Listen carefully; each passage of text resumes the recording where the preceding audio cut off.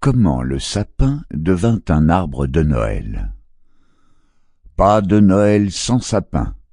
Qu'il soit naturel et répande dans la pièce une bonne odeur de résine, ou artificiel, qu'il soit grand ou petit, vert ou blanc, garni de boules ou de guirlandes électriques, de bougies, de bonbons ou de cadeaux, vous êtes-vous jamais demandé pourquoi c'est cet arbre-là, et non un autre, qui a été choisi pour faire un arbre de Noël?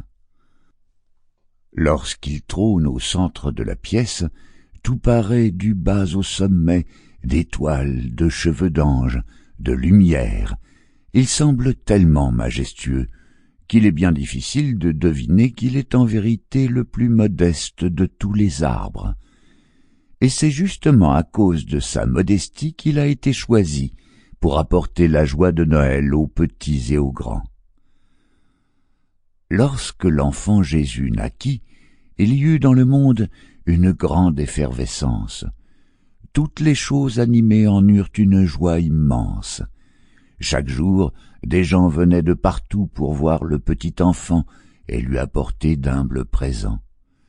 À proximité de l'étable où il était né, se trouvaient 3 arbres, un palmier, un olivier et un sapin. En voyant passer tous ces gens sous leurs branches, l'envie leur prit de donner, eux aussi, quelque chose à l'enfant Jésus.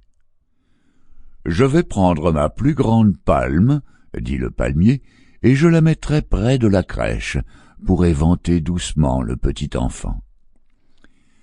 Moi aussi, je presserai mes olives pour oindre ses petits pieds, dit l'olivier.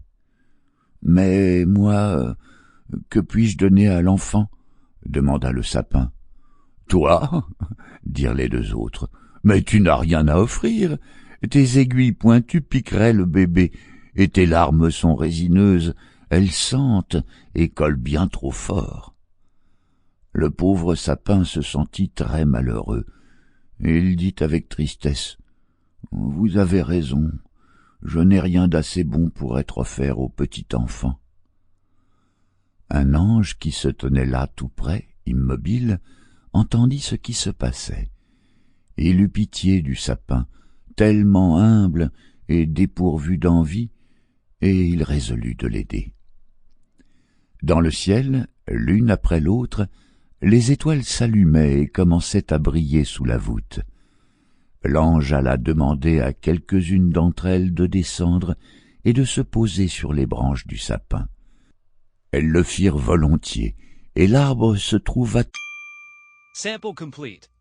Ready to continue?